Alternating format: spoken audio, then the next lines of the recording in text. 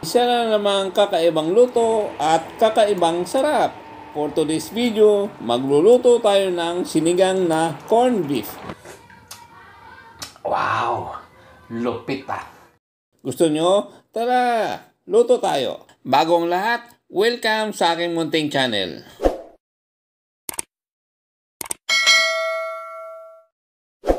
Dalawang dilata na corned beef ang ginamit natin, Argentina at Chunky. Magkaiba ang brand. Okra at sitaw, 2 pirasong ginayat na kamatis, 1 piraso ginayat na radish, 1 piraso chopped na onion, hiniwa at tinadtad natin ng pino, pampalasa, pampasarap, beef cube, para may pitik sa bibig, siling haba, pinong paminta,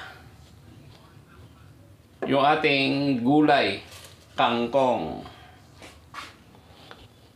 pampalasa para sumarap. Dahil ang lulutuin natin ay sinigang, hindi mawala ang Knorr sinigang sa sampalok mix original. Maglalagay na tayo ng mantika, siguro 1 teaspoon lang, panggisa lang. Pwede natin ilagay yung ating bawang. Siyempre, haluin lang natin hanggang sa mag-aroma. Yung mag-slightly brown, pwede na to. Halu-haluin lang natin.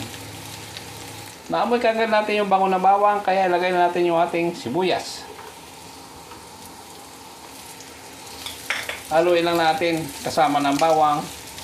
Once mag-translucent, ayan, nag-translucent na yung ating sibuyas, pwede natin ilagay yung ating kamatis. 2 piraso yan. Yan. Once lumambot, saka natin ito sasabawan. Halo-haloin lang natin, gisa-gisa. Antayin lang natin na maluto yung sibuyas. Mali. Antayin lang natin maluto ang kamatis. Ito na, medyo malambot na yung ating kamatis. Ilagay na natin yung ating sabaw. 1 tasa na kulay pink na baso. Bali, 1 kalahati na yung ating sabaw.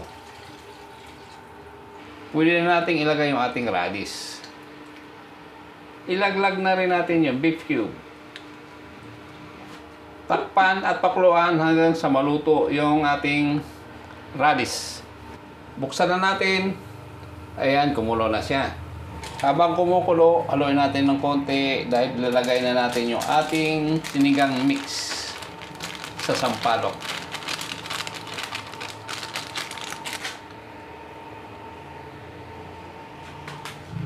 Silipin na natin. Yan, ganyang kulay, luto na yan. Lagay na natin yung ating sitaw at saka okra. Sabay na natin ilagay yan.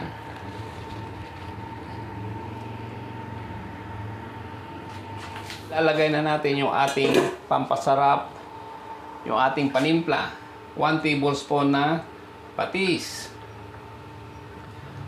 Haluin natin.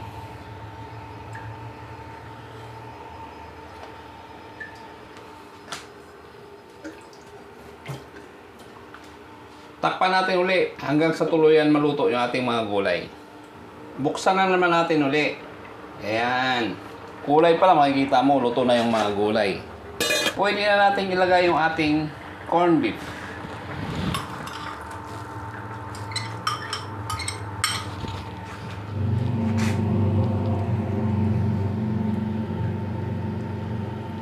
Takpan natin uli, pakuluan lang natin ng 1 minute.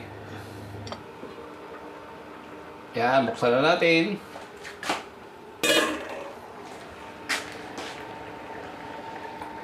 Ayan nyo, litaw na yung ating corned beef. Yan, nakalitaw na. Pag inangat mo yung gulay, sumasama na ang corned beef. Yan siya.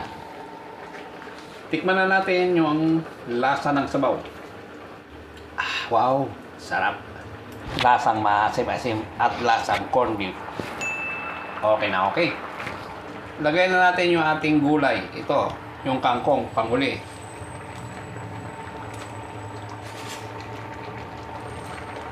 Ayan. Marami kong tignan. Pero pag umimpis, kunti na lang yan.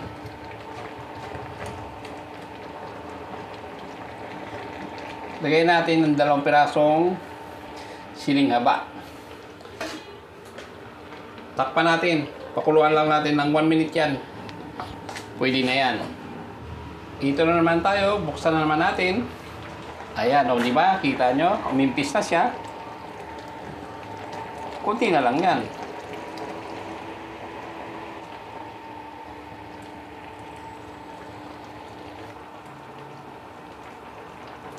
Ito na yung ating nilutong sinigang na corned beef. Tikman mo natin una itong sabaw. Wow! Lupit ah. Sarap.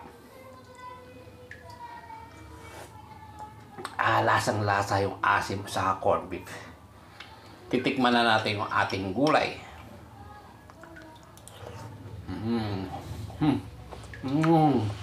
Ang init.